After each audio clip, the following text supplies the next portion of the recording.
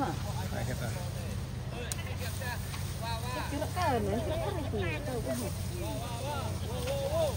Dạ, đất này lơ kết. Đây nè. Đất này lơ kết dạ. Lơ kết quả tè này. 11 แหละมื้อให้ โอ้ซ่าก็แหละ อะไรซ่าเราบ่ซ่าแต่หมดเรียนว่าก่อน มึงว่าได้ยังไม่อักมึงว่าได้ฮะบ่เลยยันปลาตาดิเวียดนามหลังห้านี่ ดิกยี่นี่ยะงะเก็ตนะยะ ดิกยี่แต่อยู่เยอะnhư này từngอยู่ที่hoa này từng nhưng tôi mê đê tan quá broดิกยี่นี่กะบ่มองกะนี่ลำนี้ลัวฮะ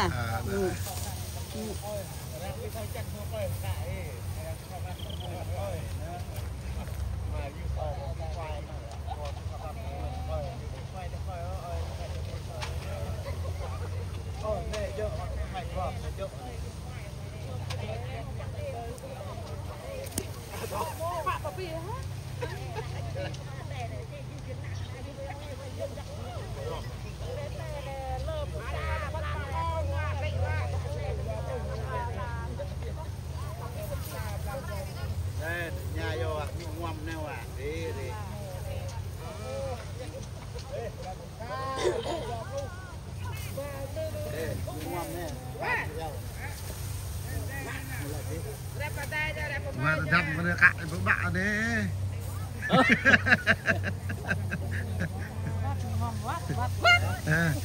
ไปยะเลยยะมาเด้พวกไอ้ยะ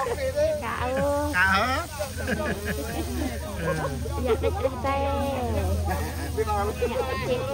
แต่ฉันที่เห็นไม่บอกดึงบอก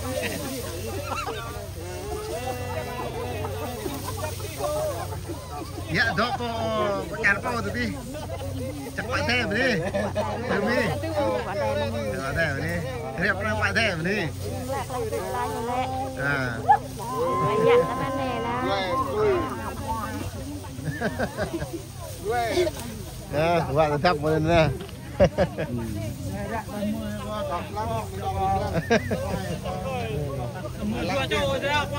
Alah dulu tu dah makan apa lah kau dulu buat belum ingat thóc belum ingat thóc tân từng dọa thế nữa đây nhá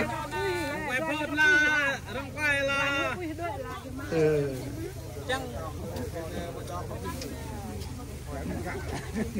chẳng coi gì thâu bổ gì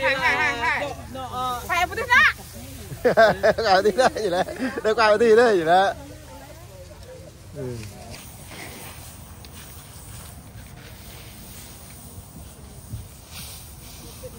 dòng thời lắc đó đây là quạ là tròn nè đây hưu nha đây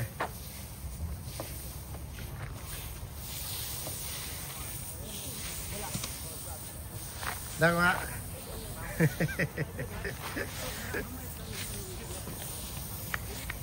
ơi khen có một sự loạt rồi đó ba trâu này đi